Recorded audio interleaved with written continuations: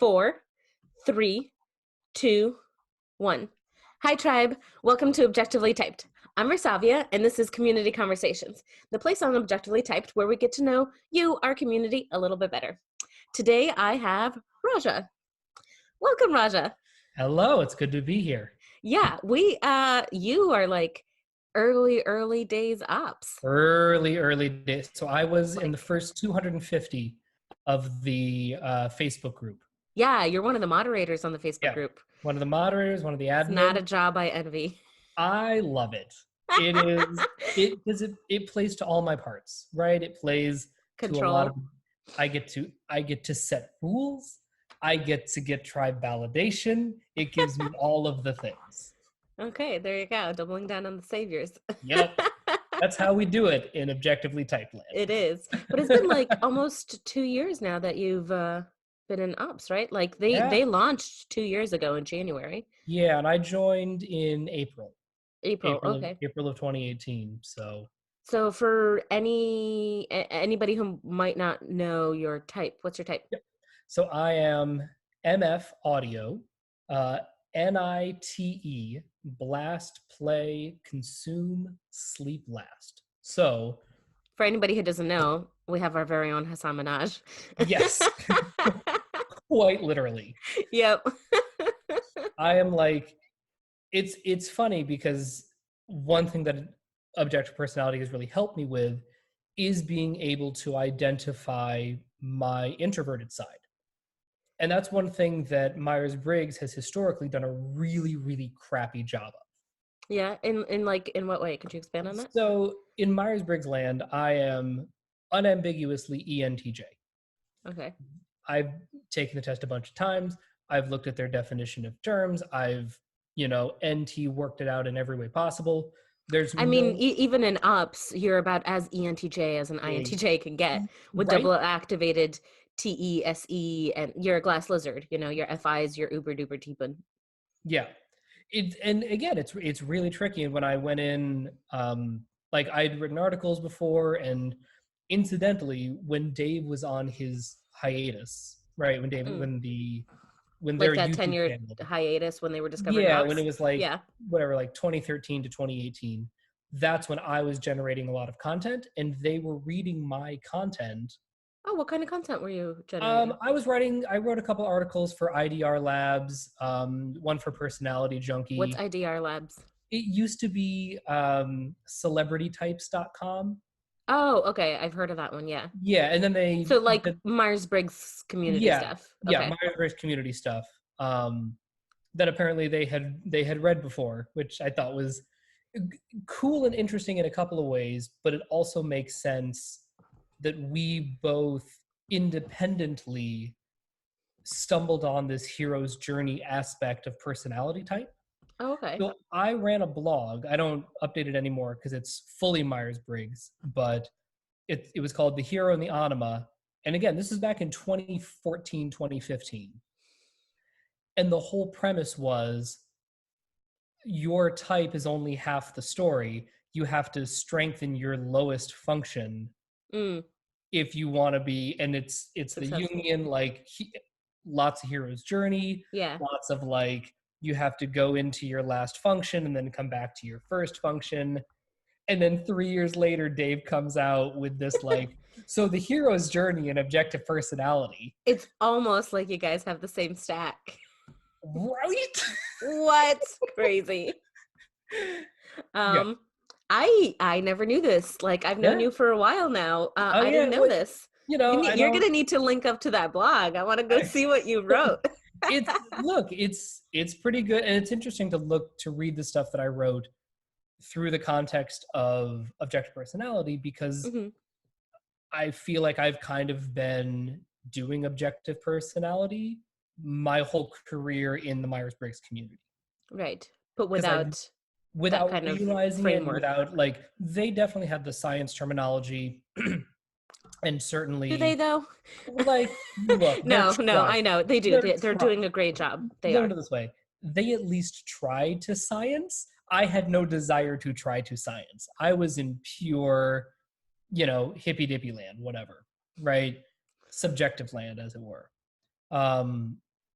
but even in that process, I was always very much advocating, we have a thinker, a feeler, an intuition, and a sensing. Mm-hmm. You Use all gotta of them. be able to like go in 4 different directions. Otherwise, the odds of you being able to get where you want to go are pretty low. Mm.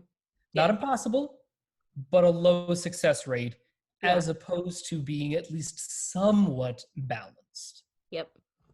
right? Yeah. Yeah. Yeah. Um, And I think but that's something even like, without ops, you're gonna be able to see that it's just like, it's that are you an adult or are you a child? Are you taking responsibility or are you not? And if you're taking responsibility, then you're taking responsibility, and that means everything. And you don't get to pick and choose, because then that's not responsibility.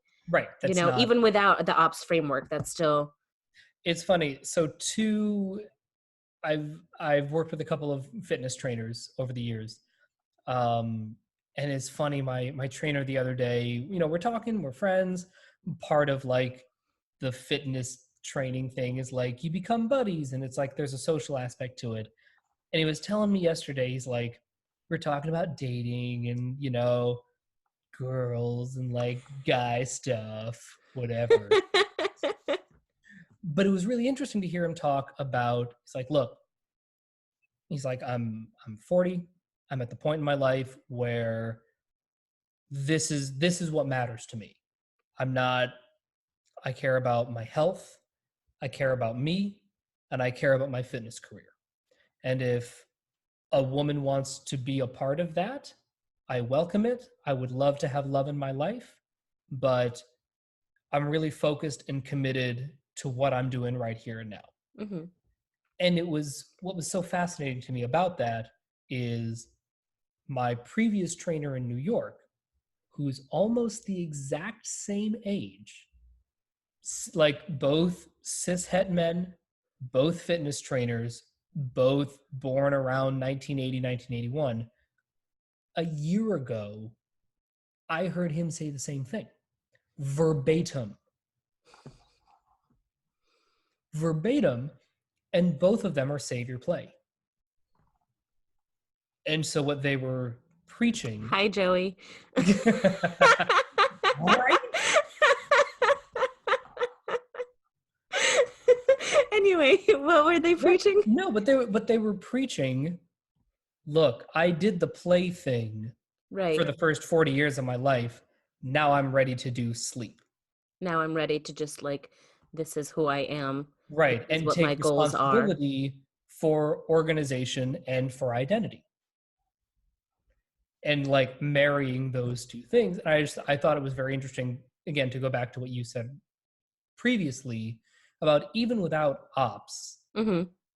at some point you're just gonna have to do that. Like you're gonna have to quote unquote grow up, whatever that means. And that's the thing.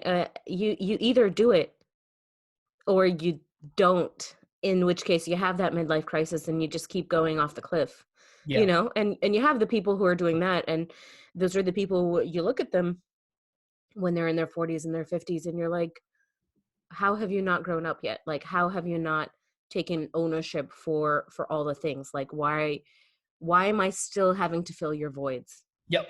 Yeah. Yeah. Yeah. It's funny. I will say that, look, there are a number of things in this world that I'm grateful for. And there are a number of things in personality, community that I'm grateful for. Basically, number one on that list is the fact that I'm a glass lizard. Like, I cannot imagine my life if I were a Ty Lopez. That seems impossible to me. I've never even thought about it. To be a Ty, like to be doubling down on my NI and my T. Look, doubling down on my TE has screwed me off enough as it is. Right. To be, and thank God I have the double activated masculine sensory at the bottom of my stack Mm-hmm. to at least try to keep my NI in check. Right. Right. And at least for me, what a lot of it was, it's again why I thought I was an ENTJ for so long, Mm-hmm. is because my double activated masculine SE was just working all day, every Yeah. day, Yeah. Because you hit that gathering. play right away.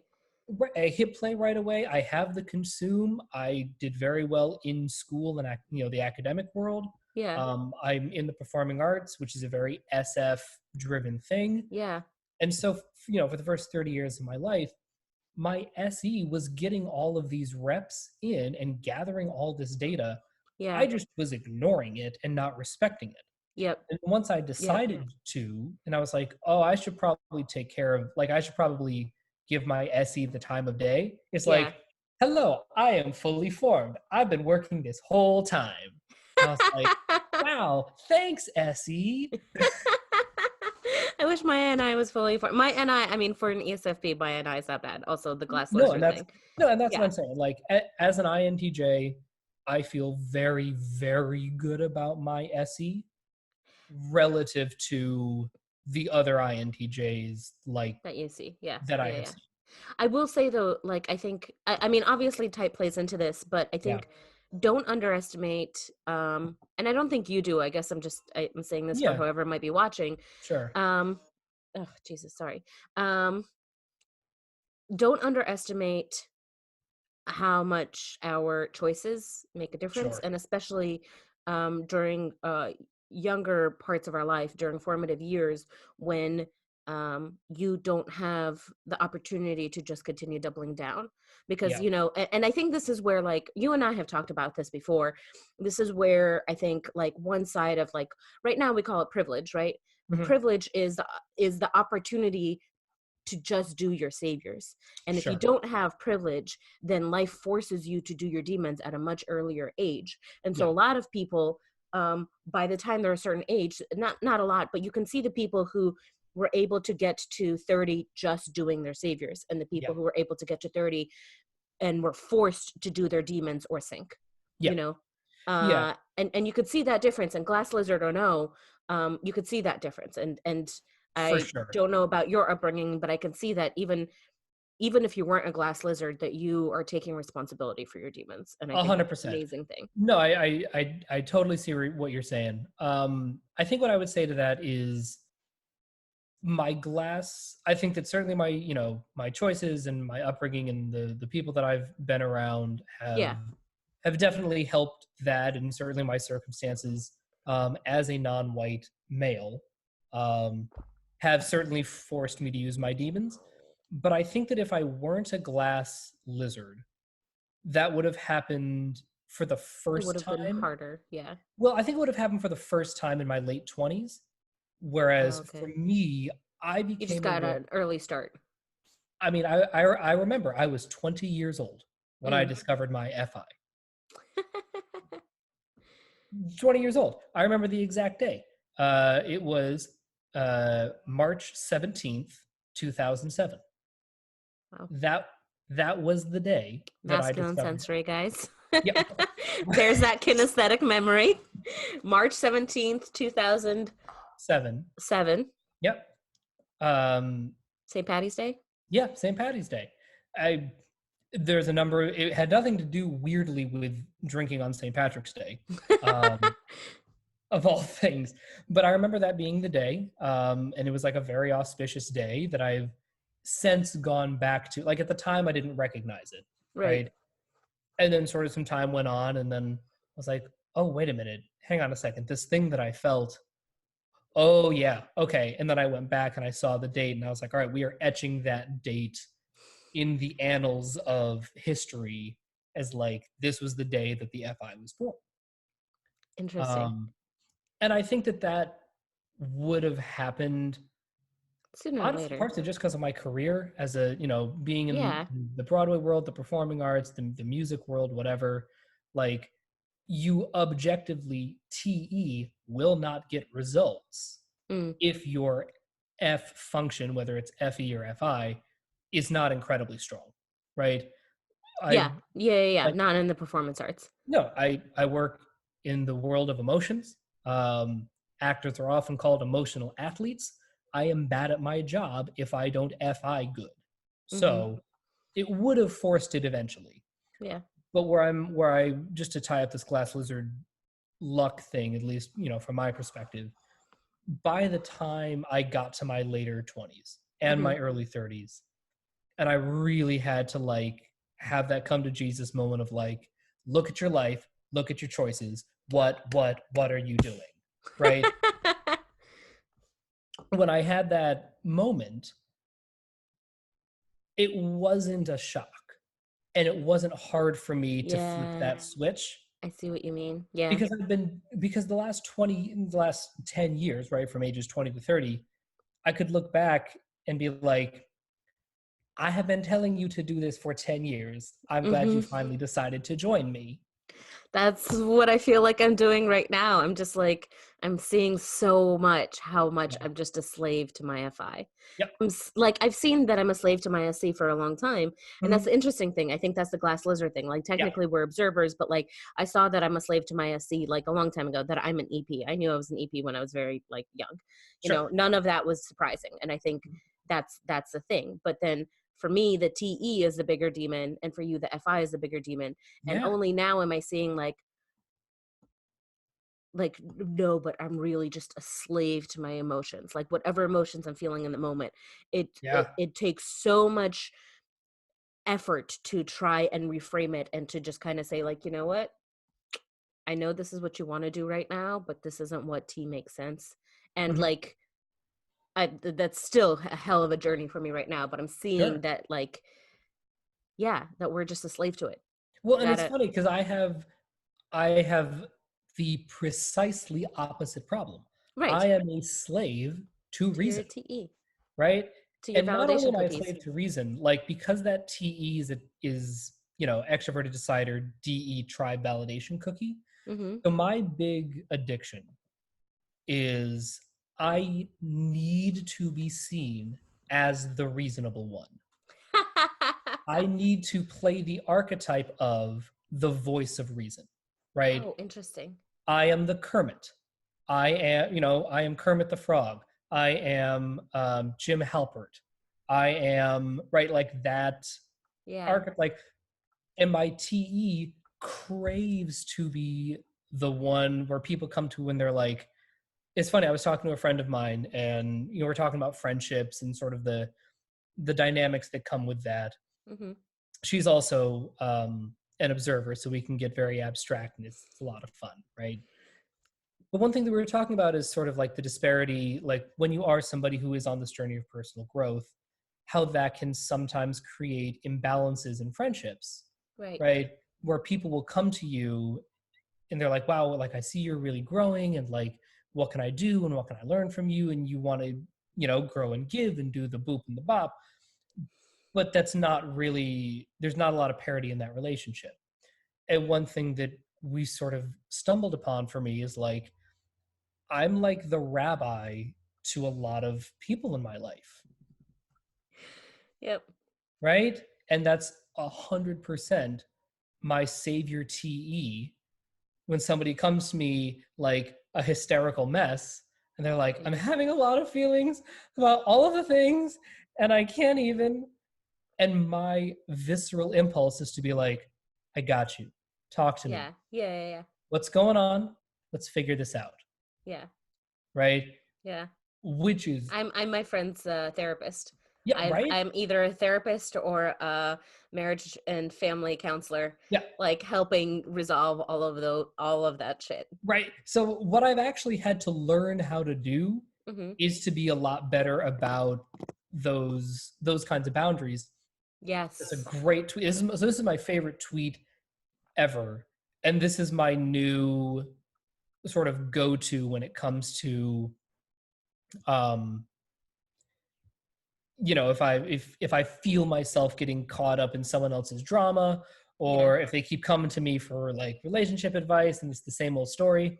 Yep. um and this is at boy McCoy, boy with two eyes underscore McCoy.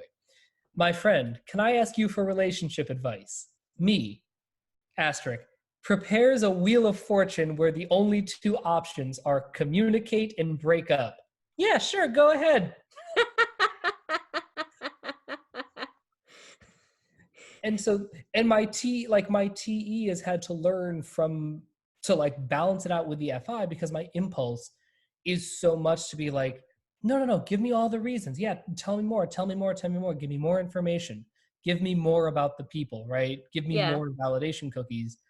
And then my FI is like, yo, we got things to do. Like, we have things to do that do not involve this other person. Like, Yes. let's And go. I've also had like I've gone on little like experiments with some friendships where I'm like, okay, anytime advice or therapy type conversations happen, Mhm. kind of like pivot and avoid it and see what happens with the friendship. And friendships just disappear if I'm not fulfilling that role. Like if there's nothing Yep. else to the friendship, then Mm. that sucks, you know? Yeah. That sucks. Yeah. Then go pay a No, professional. well, and as again, it's I'm going to quote Kermit a lot today. I think I'm just going to tell you all that Well, right now. do it. Do it up. Right. So there's a Yeah. wonderful quote of his. This might be in the original. Sorry, Charles Dickens, if I'm not attributing this to you correctly. But it's in Muppet Christmas Carol. Okay. And it's like one of the most beautiful sentiments I've ever heard. And of course it comes from Kermit because Kermit is brilliant. He's this is after, goes to Christmas Future, and Tiny Tim has died, and he comes home from burying him, and it's like the most somber moment. And the family's sitting around the dinner table and the chair is empty. And everybody's on the verge of tears. And Kermit's like, "It's all right, children. Life is made of meetings and partings. That is the way of things." And woo, Kermit, killing it. But it made me think of what you were saying about this, because in a lot of objective personality, we do talk about filling other people's voids and, having other people fill voids for us and how that can become symbiotic, but also codependent Yeah. and Yeah. right. And it made me think of like, when we are on this journey of personal growth and when growing is something that we have chosen to prioritize, life is going to be made of even more meetings and partings. Yeah. And that is just the way of things. Well, I'm like, okay, and scene. But I this haven't asked you any of the questions I usually ask. this this is That's, what happens that's when the INTJ has decided to work on his FI for the past 2 years. You just go straight to that hippy dippy land. I love it. I love it. Bring on that hippy dippy land. For me, that hits particularly hard because I am the place where I've been living. I've lived here for 3.5 years, Hmm. and for me as an EP, before I moved here, the longest I'd ever lived anywhere as an adult was 8 months. So three and a Sure. half years is a really long time. Yeah. And it's a community house. There's 12 of us, and there's been a lot of turnover, and there's a lot of reasons why I'm leaving. But Hmm. this place has been really important to me Hmm. through some really hard times. My depression got really, really bad Hmm. um, the past 6 months. And without them, I don't know what my life would look like right now. Hmm. And I know that me leaving hurts some of them. Hmm. Um, Yep. and it is that kind Yeah. of leaving and partying. And it's not that I'm leaving them. And, No. and being an EP and OE, I'm always like, oh, new thing, new thing, new thing. Yeah. And stopping and slowing down and being still long enough to build something. For me, Hmm. 3.5 years has been a really long time. And just kind of taking a moment to acknowledge that Yeah. has been, I'm seeing in myself, like, I'm 32 now versus like when I was 22 graduating college and like, Yeah. we new adventures, let's go, fuck all y'all. Yeah. Like, kind of doing the opposite of that and seeing that no, things really will change. And there Yeah. is the people who came into my life, people who will still be in my life, but just it'll change. Yeah. They won't be on the other side of the wall. They're going to be 20 minutes away. Yeah. One thing that really helped me. So again, for the people who don't know, I lived in New York City for 10 years, and then recently left. Again, depression got really bad. Changed a bunch of jobs. Again, there were just a number of things in my Yeah. life that New York stopped working, and it stopped being the right place for me. And I now live in Los Angeles, and it's just, I mean, night and day difference. It's just incredible. I love it here. I'm a West Coast kid. I'm a country boy, like dirt roads, like that is me, right? Not that there are many dirt roads in LA. Well, Griffith Park, okay? There's a lot of dirt in Griffith Park. I mean, Central Park has a little bit of dirt. That's true. But it's like Anyway, no, I know what murky. you mean. It's not a concrete jungle Anyway, the way that New York City is. yeah. And this was in 2018, was when I really started to own and acknowledge the fact that I had to leave. But again, as a lead OI, my impulse is to pick a place and stay there Mm-hmm. forever. And I play the guitar, big John Mayer fan, and I was going through his old catalog, and I happened to stumble upon his song "Slow Dancing in a Burning Room." I don't And know it. it's a beautiful, melancholy song, and it's talking about him being on the verge of a breakup with a woman. And the chorus is, we're going down, and you can see it too. We're going down, and you know that we're doomed, my dear. We're slow dancing in a burning room. And it was such a perfect metaphor for me in New York because, so the first lyric is, it's not a silly little moment. It's not the storm before the calm. It's the deep and dying breath of this love that we've been working on. Mm. And it made me think about how I, as an OI, had been working on building my life in a place for so long, to the point that it had become toxic and beyond the point where it really served me. And it took hearing that song and a couple of other outside factors to be able to really own and acknowledge, the ways in which I had become a slave to my NI. Yeah. Right. Without really knowing it. And again, what's really wild for me, it wasn't immediately discernible to be destructive. Like, Yeah. Because it had served you for so long. It served me for so long. And I looked at my life and I was like, wait a minute, hang on a second. Okay, first off, John, you're being very rude and aggressive.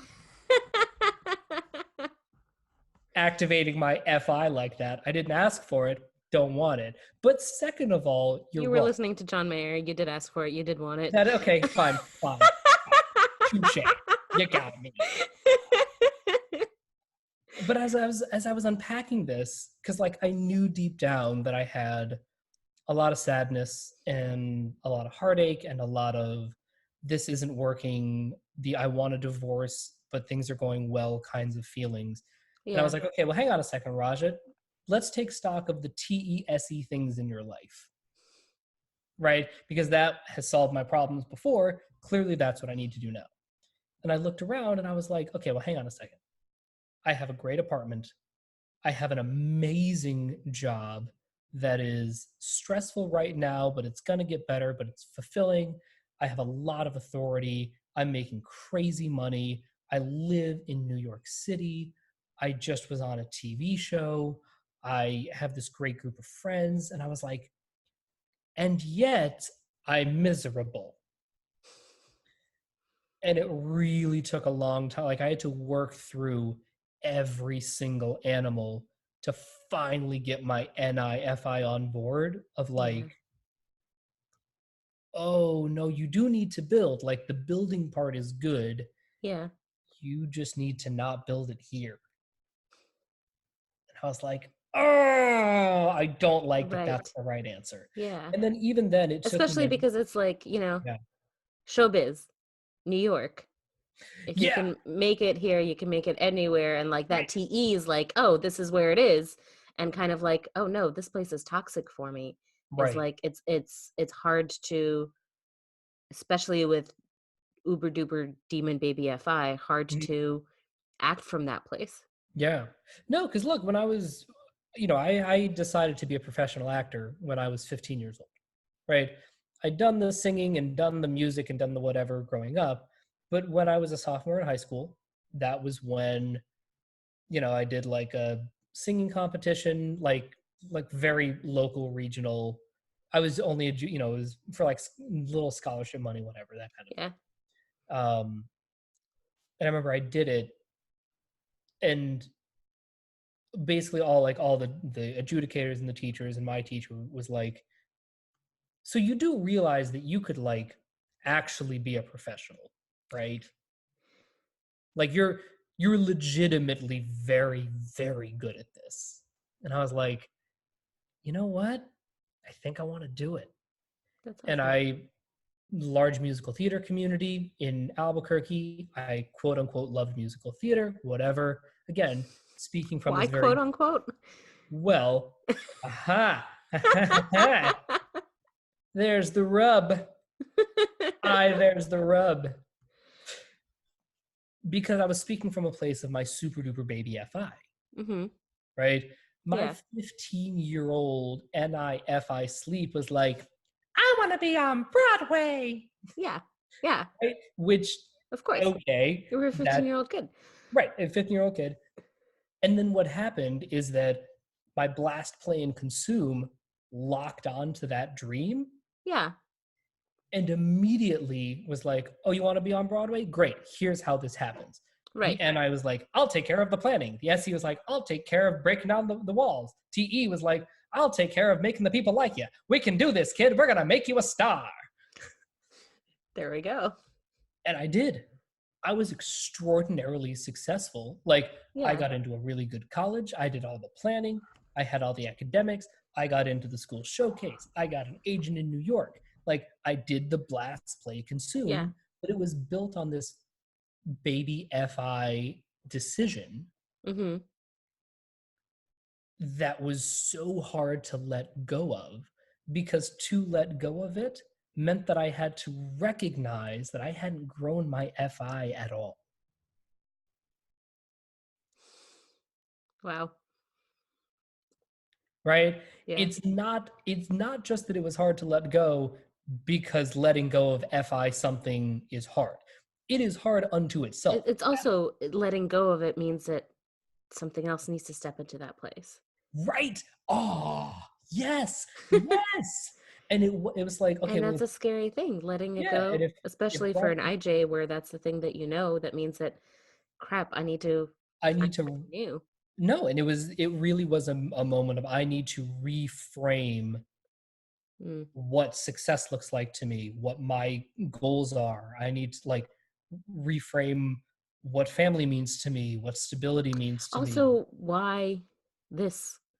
Like, this Yeah, was a thing that your FI locked onto, but yeah. like, why? Towards what end? Like, Mhm. it sounds like it was an SEFI locking onto it, but like, your NI asking like, okay, well, why is this the thing? Like, this is, Yeah, through private conversations you and I have had. I've poked at this a bit, and yeah. like now, like it seems like you have really awesome understanding of why that, Hmm. and the what your FI is locked onto now. But like, if you spend 10-20 years with just, this is what I want, without Hmm. asking yourself, well, why do I want it? Yeah, yeah. And here's the thing, it's like the most cliche thing in the book. I wanted it because I was good at it. There wasn't, which is why, going back to original, why quote Cal unquote, Newport would say that's not a bad thing. he would not. But here's the problem: is I never actually succeeded at it. Okay, well, Right? It was. It wasn't just a matter of, well, I'm really good at this, depends on how you define success, but yes, right? And let me then, keep doing it. so I think the Cal Newport premise, if I understand it correctly, is start working at the thing that you're good at, build your confidence, build the community, and then like that, like the fulfillment will come. Yeah, don't Is sort don't of your build idea, on passion. right? Yeah, yeah, yeah. Which is a Um, very, I think, not very, but part of it is TIFE kind of perspective. yeah. Well, here's the thing. All of this, all I actually kind of went into it with that idea Okay. of like, I'm really good at this. I can actually be on Broadway. I was in callbacks for Hamilton 3 times. Like I'm telling, like I was like actually at the level, right? You're right. Yeah, yeah. But then all of the FI feelings and the validation and the sense of community and acceptance and like all of the intangible NF stuff that was Yeah. quote unquote supposed to come by working at the thing that you're good at without Right. the Your passion. SETE was saying all of this should be here, but Right. your NIFI was My saying that it's NIFI not. was like, it hasn't caught up in 10 years. Like we're as close as we're ever gonna get. Where is it? Yeah. Right. And that was also part of the breakdown. And now that I'm, we're in 2020. This is about 3 years ago, 2.5 years ago. I booked a little 3-episode thing on a show called The Path. It's on Hulu. And that was the new NIFI moment. Oh. So all of that stuff of why do I want to do this? All of that snapped into place as soon as I walked onto a film set. Oh. It was like all of those questions that I had been wanting musical theater to answer for me immediately were like, oh, this is just what you need to do. And I could give you a laundry list of ST reasons, NF reasons, SF reasons, and NT reasons off the top of my head of like why this fills every possible niche and checks every possible box. But it still took me 2 years to actually make the move because my baby NIFI, my NI, again, glass slides are kind of weird, but like my baby FI was still locked on to Broadway. Yeah. And I knew, so I had been flirting with the idea of moving to California since 2015. When I first talked to you, you had mentioned that you were planning to move out here, and it was like in 6 months or a year. And my EP brain was like, in a year, when I make a decision to move somewhere, I'm there in 2 weeks. Yeah. No, I had been flirting with it since since about 2015. I almost moved to LA if I had gone to grad school. I very briefly considered trying to like move to LA and be a child actor, back in the late 90s. Yeah. So it's been on my mind for a long time. And you finally took the plunge. Yeah, finally took the plunge, but so much of it had to do with having to get my immature masculine FI on board with it. Right? And also reframing my NI around building a life in Los Angeles. Yeah. And like being an Angelino as opposed to a New Yorker. Oh man. So, how is California treating you? How is our great state treating you? As a recovering Northeasterner, I get it. It's just like a vibe, man. And I say that somewhat facetiously, but also I mean that. Have you gotten high just from walking on the boardwalk yet? It's the best, man. It's the best. Like I don't smoke, but here's what's wild about it is that there are a number of reasons why it's exactly where I need to be. Even though the transition was tough, just detoxifying from New York, unlearning a lot of really bad habits and, all of that.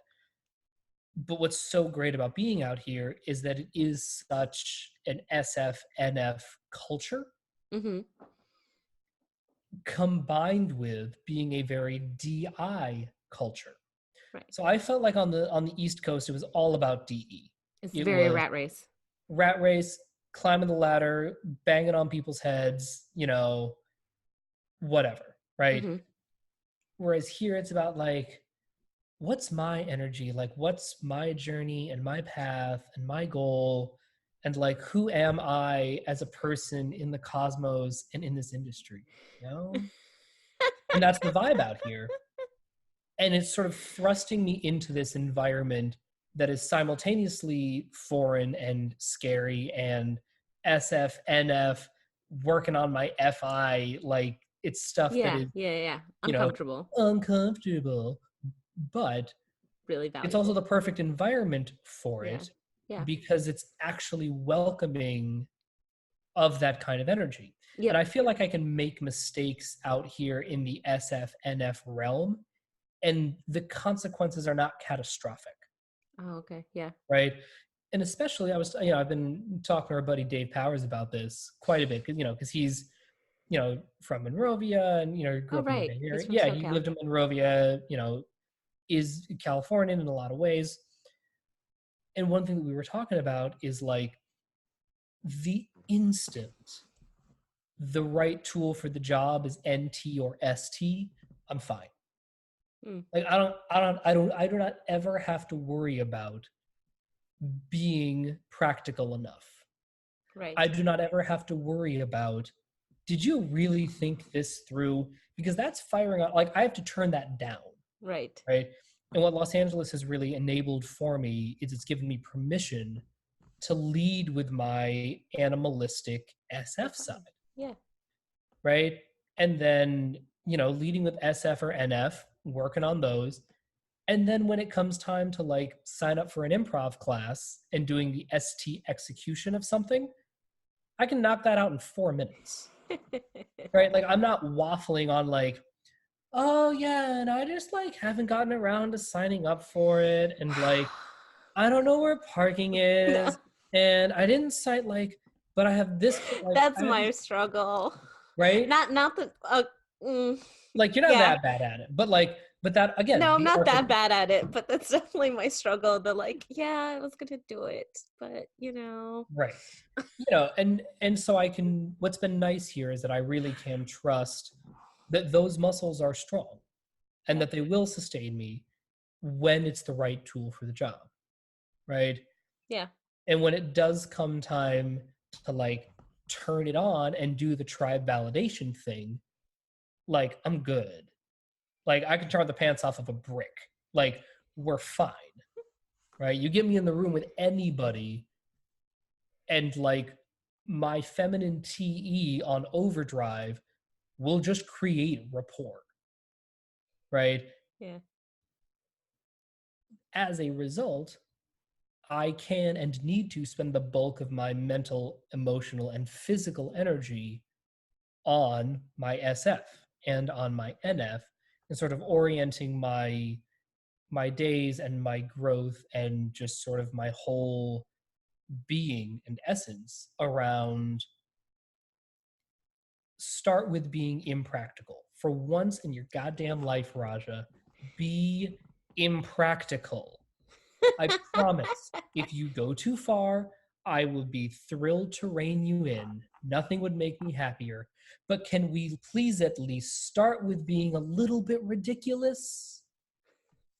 Can we start there? How's that treating you? It's been great. It's been great because now I really do see the interplay, particularly between SF and NT.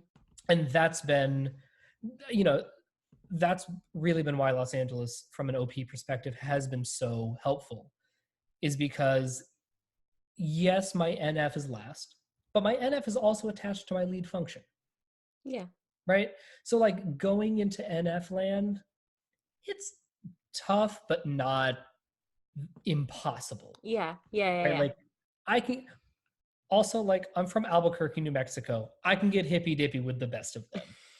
Like, we're good. But SF, now we're talking about both of my demons. And yes, my masculine SE is double activated. Sure. Cookie for you. But like, it's still my last function. It is. And your SF is also masculine, double masculine. Oh, that's a whole girl. Yes. You know what's actually really helped me with that? The television show Sons of Anarchy. That show, so it's one of my favorite shows of all time. Okay. But I bring it up in the context of OP and in my own personal development a lot. Because that show to me is so aggressively SF. And it's a very double masculine show in general. Yeah. Right? And one of the big story arcs and the big themes of it, so in addition to being Hamlet with, a biker gang, it is quite literally Hamlet with bikers. One of the big themes in there that you see sort of as the recurring whatever is you got this lead guy, Jax Teller, who I'm pretty sure he's like I think he's an IP, like a consume sleep IP kind of guy, ISFP. Um, but his big thing and his whole rise up through the ranks of the biker gang and the the drug community, whatever, is because he is always the guy who thinks things through, right? All the other bikers, they're acting on impulse, right? He has the sleep, he hits the brakes. Yeah, he hits the brakes. Yeah. Right? He's like, listen, I know you're pissed. We got to be smart about this. We got to think this through. We can't go in guns a-blazing. Let me try to talk to him. Maybe he'll see reason. Right? And I mean, I love that. I love the show again for a number of reasons because that whole process really speaks to my NT. But the show as an aesthetic is so double masculine SF, is that has given me permission to really explore that, which is something that I did not give myself permission to explore when I was stuck in feminine NI, feminine TE savior land. Right? Yeah. And so, finding this, pieces of media, whatever, books, music, movies, to help strengthen that SF and that double, and honestly, like, even broader than that, just like my own divine masculine, right? And like my masculine side in general is something that developed incredibly late in life, which again harkens back to being stuck in savior land. Yeah. I did, I have a list of questions I usually try and get through, and we've been chatting for an hour. I haven't hit any of those questions because this is so interesting. I did want to hit them hit a little bit before we close out, though. For so, sure. I mean, you gave us some sensory about yourself, which is like it's awesome. I love I guess I love that you're not afraid to look and that you're not afraid to do the work, and I think that's a really big part of ops is like, okay, so you get your type, but then what are you going to do with it? And you are doing things with it. And I think that's awesome. And I that's appreciate that. my favorite part of the community is people like you. It is. I love the ops community. I really, really do. What is it about it? Okay, let me be clear.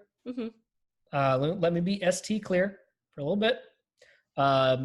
My main interaction with the community is through the Facebook group. Right. So we're already self-selecting into being a community, right? You don't join the Facebook group if you don't want to be part of a group.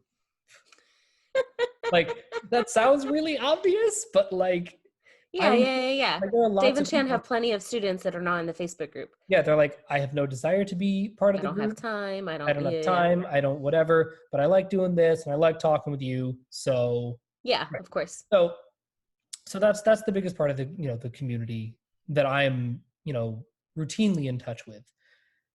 What I love about the ops community is how truly multifaceted it is in so many ways, as evidenced by just how many Facebook groups there are.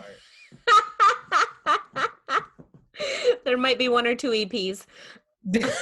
You don't say. You don't say. And wait. How many of these Facebook groups do you moderate? Okay, I only moderate 2. Oh, just the 2? Just the 2. Okay. Just the 2. I'm loosely aware of the other ones, but I don't really pay attention to them. I'm surprised I haven't roped you into some of the other ones yet. Oh, people have tried and I have said no. It worked with After Dark. Well, yeah, because it's the sex group. Obviously, I'm going to join that one. It's not the sex group. Everyone's going to think that there's like orgies going on in there or something. No orgies, not yet. No, it's just, After Dark. Because some people are uncomfortable by talking about sex or drugs or whatever. So we created a place where you can talk about that stuff. Where you can talk about it, right? Voluntary, like, but I'll tell you what, there are a lot of groups I'm not in. Like there's the Blast Lasters? What's that? Blast Lasters? Yeah, I'm not in Blast Last. I'm not in there's a couple of any like meme groups that are like no rules, be as deliberately offensive as you want. Those I'm not a part of. There's one Um, like that. yeah. But like again, I only have so many hours in the day. I'm already trying to curb my tech addiction. So like, but again, I love the fact that all of those groups exist, and I think it really speaks to just how multifaceted objective personality is, right? Yeah. And I think that that many groups couldn't exist if ops weren't as deep and layered. Mm. And I Yeah. think I think it's really cool that there's a personality system that enables such a flourishing of people being inspired by so many different aspects of it. Yes, and a lot of it is people wanting to connect, which I think Mm, is one of the things that happens on social media anyway. But mm, one of the things that I love is that it's the groups are a facilitator for that connection, but then you can, or that opportunity to deepen yeah, that connection, but then you can take it. And like, the chats that, like, I've known you for how long now? Like more than a year, well over a yeah, year. yeah.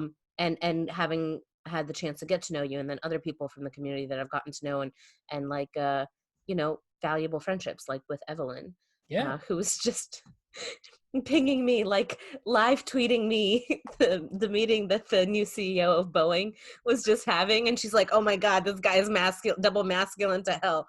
Holy shit, so much masculine te, what is going on? I love it. um but yeah, so okay, so that what I was going to ask, why ops, but I think Yeah, it's super multifaceted, and I think to like put as fine of an NI point on it as I possibly can, it is to date the only personality system that I have found where what you are bad at is the point of the system, right? mm, And I think that, I look at my type like MF NiTE blast, play, consume, sleep. Okay, so I look at that and go, great, that's a roadmap that means that I need to focus on the consume, sleep, and the SF. yep. And I love that um that's so explicitly built into objective personality in a way that's like, it is part of the Enneagram, absolutely. I don't actually know a lot about Enneagram, but I do mhm, know that growth is like a huge part of that. So like kudos yeah, to them. But I feel like with a lot of the other systems, and certainly the level 0 and level 1 Myers-Briggs communities, it is very much like, as Shannon puts it, like it's like trading cards. It's like, I have this shiny card. Oh yeah, well, I have that shiny card, and my type is better than your type, and I'm an yeah, INFJ, and so I'm a wizard. it's an excuse to Yeah. like keep being who you are, but whereas ops is like, oh hey, here's your user manual, go fix yourself. Yes. Like, Yes. go It's fix really, it, here's how you're broken, go fix it. yeah. And it does it, you know, rhetoric aside, right? Because there is a variety of rhetoric in the objective personality community for sure. Um, I really do think that there is a gentleness about objective personality. Yeah. And I think that there really is this sense of like, you know, embracing humility and embracing imperfections and, Yes. learning how to grow and to give to others. I think Where it's that's, like yeah.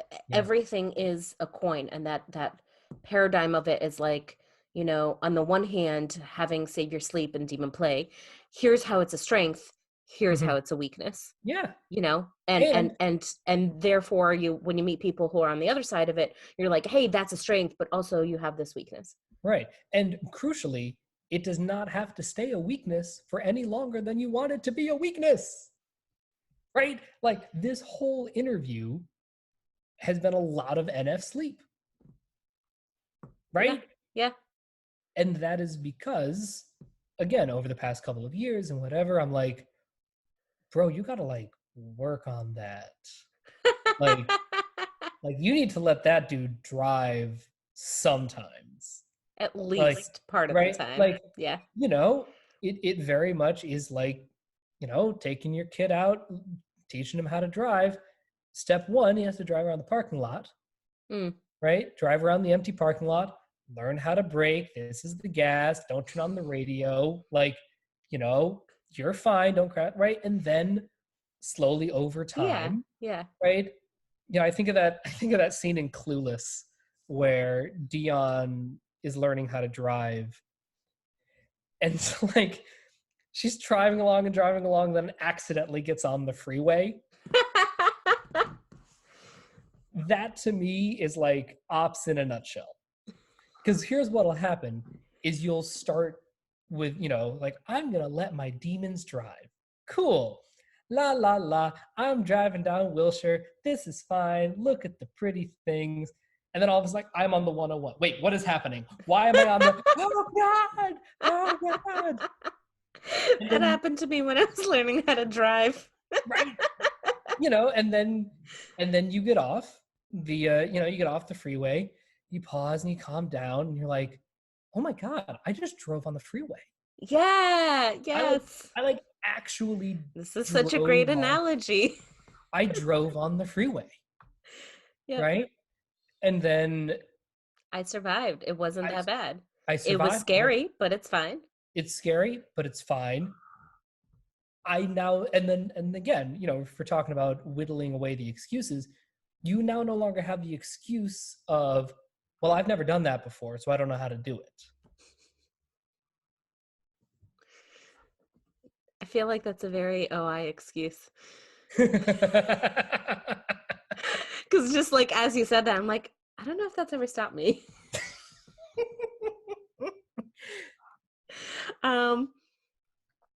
Cool. So, okay, another question then for you, more Yeah. about the community aspect of Yeah. it is like, so what would you like to see in the community? What would you like to see happening in the community?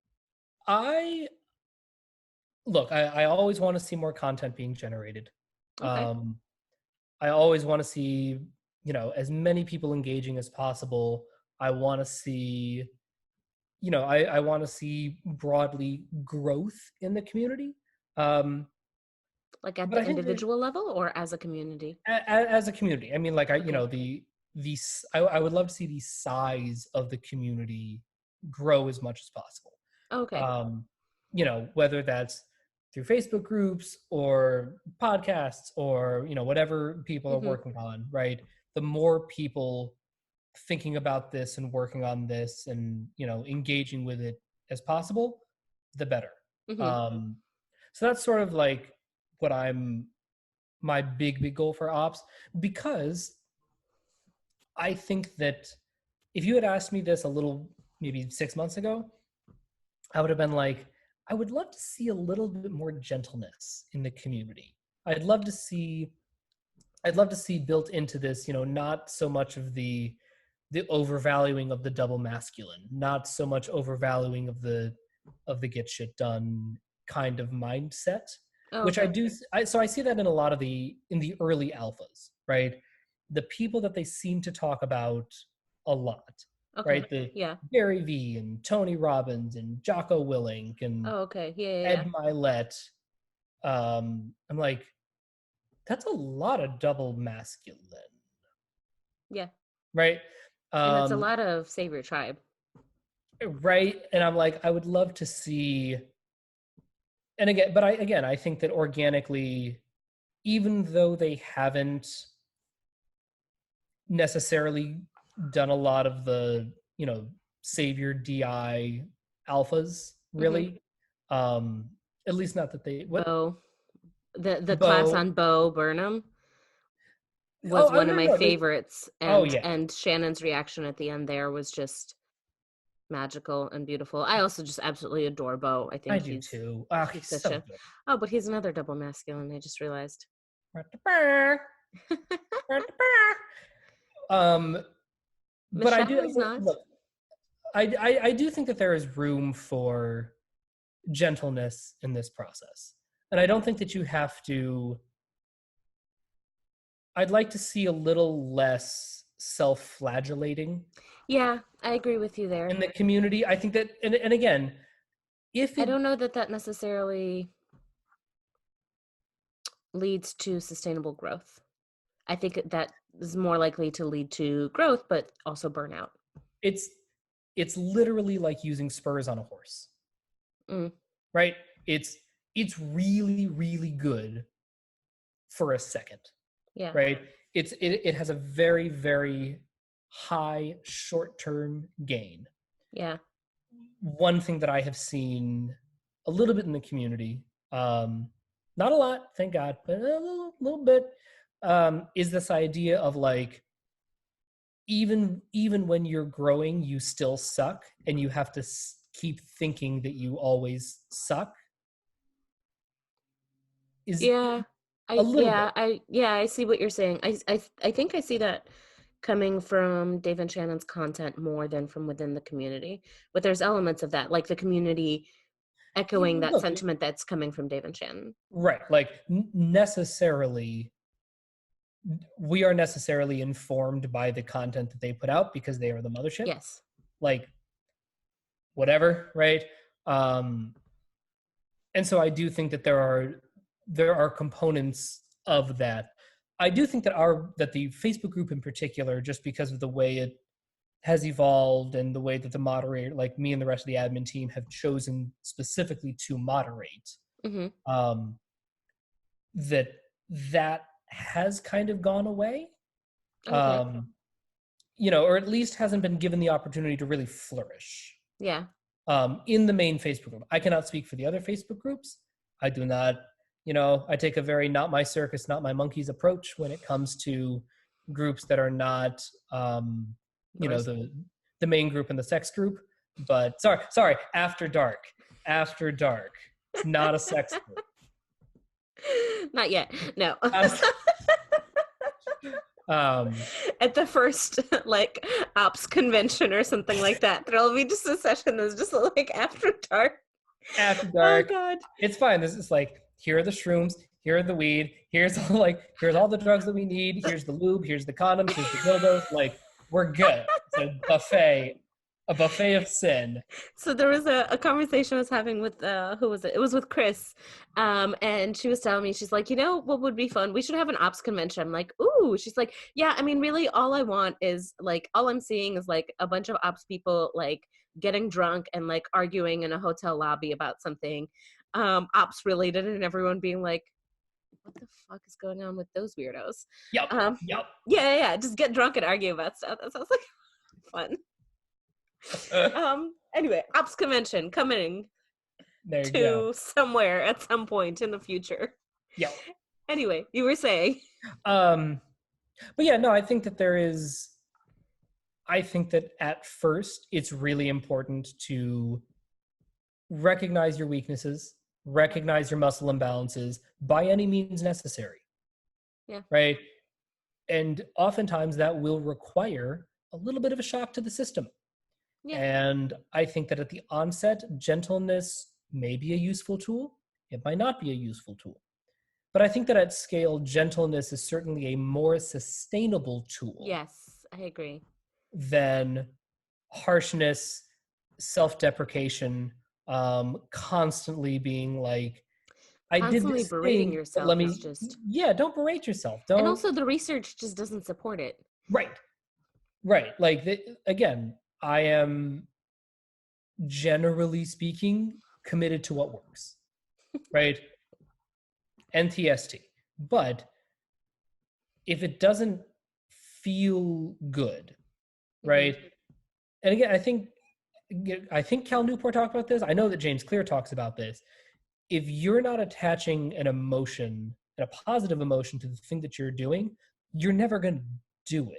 Forever. Yeah, just the way that we've evolved, the way that we're programmed, like, right. And not in a ops default programming kind of way, but like in a biology, yes. This is how all humans are wired, this is how our hormones and neurochemistry works, is the things that feel good, we're gonna do more often. Right. So it's about like hacking your brain, brainwashing yourself to feel good when you're doing your demons. Yes. Or something like that. Right. It's not about like feeling bad when you're doing your saviors. No, that's just going to lead to depression. It's about feeling good and reframing the negative things into a positive light, because that's how we're wired. Yeah, no, look, the dopamine works, for fuck's sake. One thing that's really helped me just in a lot of ways to bring it back to the very beginning of when I discovered my FI. Right? I March did 17th, 2007. Yeah, right? I did not like my FI at all. Mm. I was like, you are annoying. You need to go away. I do not want you here. You are not welcome. I felt that way about my blast for a very long time.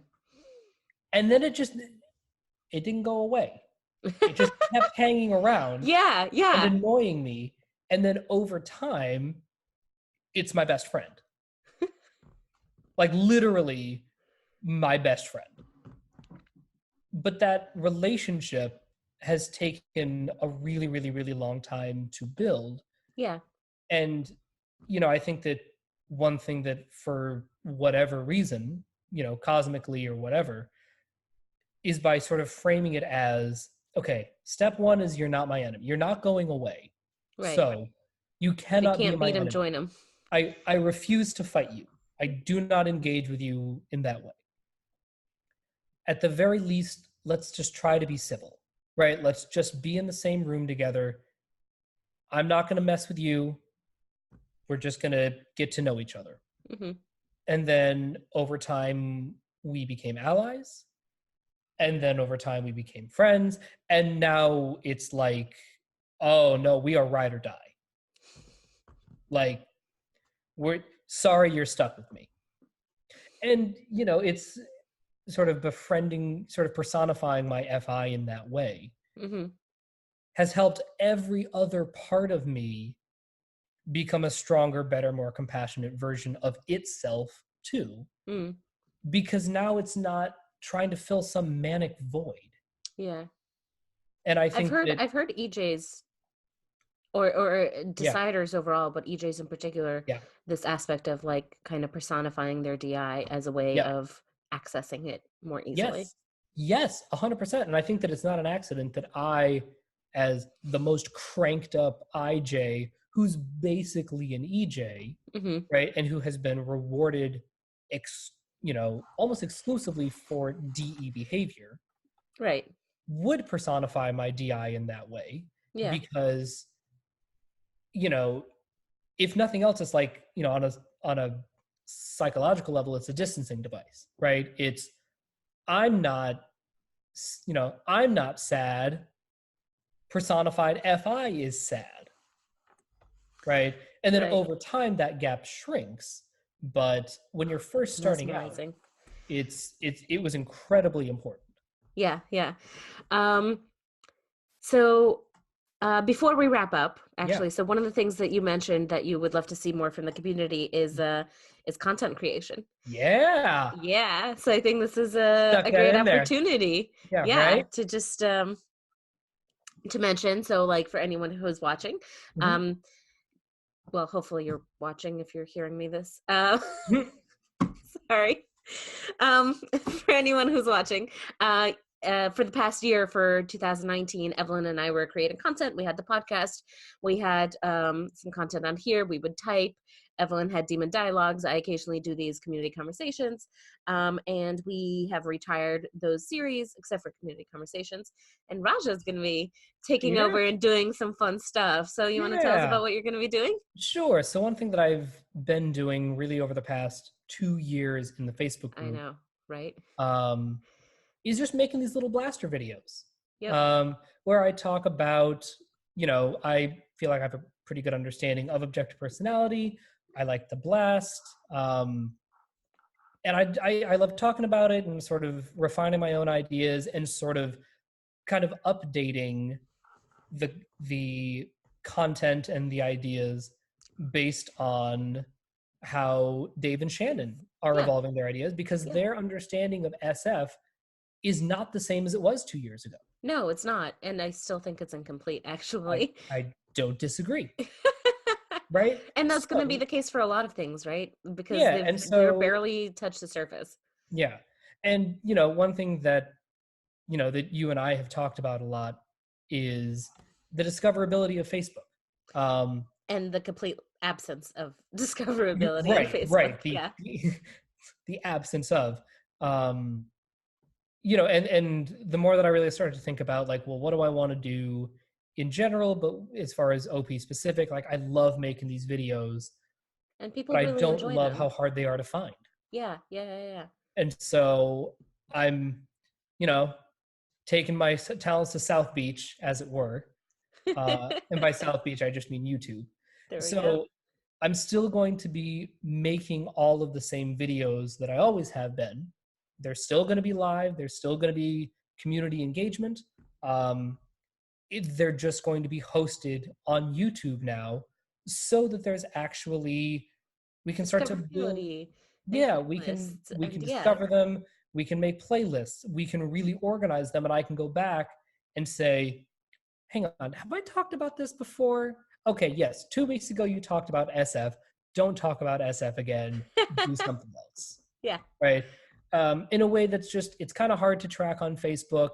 Um, and I think that, even though there is now another layer, um, I think that in terms of really growing the community and creating content that everyone can discover, that's accessible, that's fun, that's all the things I Yeah. think that good edutainment should be. Um, YouTube is just a better medium for it. And so, yeah, so the first episode I'm going to be recording. It's going to be, on Thursdays is probably going to be my main day. Right now, the plan is 4 p.m. Pacific time, 7 p.m. Eastern. So that way, Sorry, Europeans. sorry, Europeans, if you want to stay For up now. late. But I think that way we can sort of hit a pretty good swath of people watching it live. Yeah. Yeah. And then anybody who's not on Eastern time, can watch it later. And certainly my hope is that I'll be able to engage with the comments, of the community a little bit more easily. Again, Facebook is great for a lot of things, but discoverability is not on that list. That is very, very true. And I'm really, really excited for this to happen. So I think we were throwing around some ideas before we hopped on before we started recording. Yeah. I think, what did you land on? Full Blast is the working title. Full Blast with Raja Burrows. Guys, I hope you're ready. This crackhead's going to take you on a journey. It's going to be amazing. So yeah, that's going to start next week on the, what is that, 29th? 30th? Yes, 30th. the 30th. On the 30th, on the 2030th. It's my sister's birthday, my sister's 40th birthday. Yeah, and it'll be just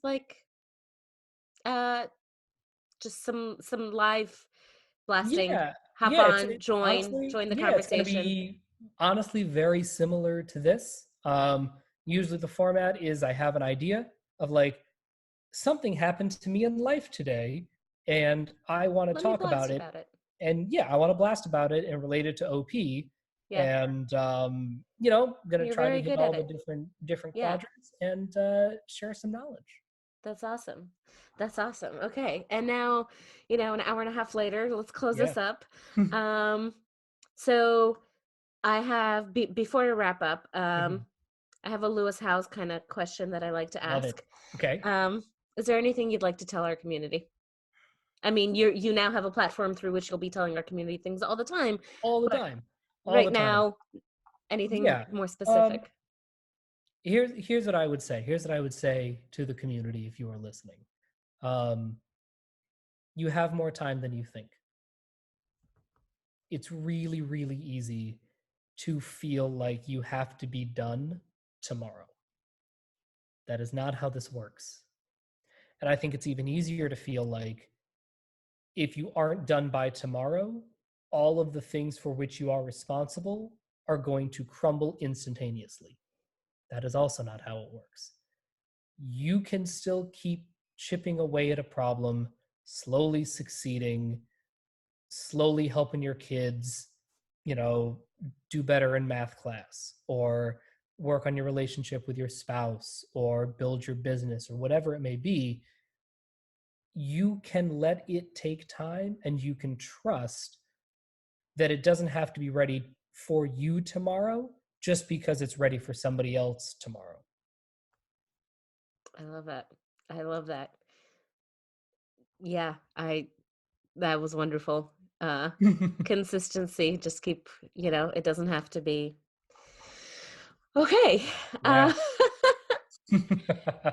Anything you'd like to promote? One thing that I would love to include in the show notes is Yes. a link to that blog that you used to Yeah, have. I'll definitely send you that blog for sure. And you have a podcast of your own. I That's do have not a ops, podcast. right? It was on a little bit of a hiatus for the holidays. I'm Mhm. sort of trying to reframe what I want to do with it. But it's called Magical Living with Raja Burrows. And again, very similar to this, I interview people from all walks of life. And yeah, just sort of ask them about their journey. And, I was really inspired by a lot of the wellness space podcasts where they like bring on Insta yogis and karmic healers and Reiki healers and people like that and ask them about their spiritual journey. And I loved that, but I wanted to hear from more people. So on my show, there's one person on there who is an ultra runner, like he runs ultra marathons. Somebody on there who is a singer songwriter. One of my roommates did that recently. Crazy. Nuts. 100 miles. 100 miles. I had a voice teacher on there. I have an esports host. I have That's a awesome. woman who runs sex parties. Like, I listened to that one. It's of course I listened to that one. Obviously. That was a great episode. Lindsay was on there from Ops. Lindsay from Ops was on there. But I really wanted to get the spectrum and ask these very NF personal, deep, introspective, process-driven questions about people who you don't hear those questions from all the time. Yeah. That sounds awesome. So we'll include a link to that in the show notes. Anything else you want to promote? Those are the two main things, and be on the lookout for Full Blast starting next week. Yeah, this is going to be awesome. I'm really excited for that. And to you watching at home, tell us what you thought. Who would you like to hear from? Make sure you like and subscribe. And thank you for joining Community Conversations. We'll see you next time.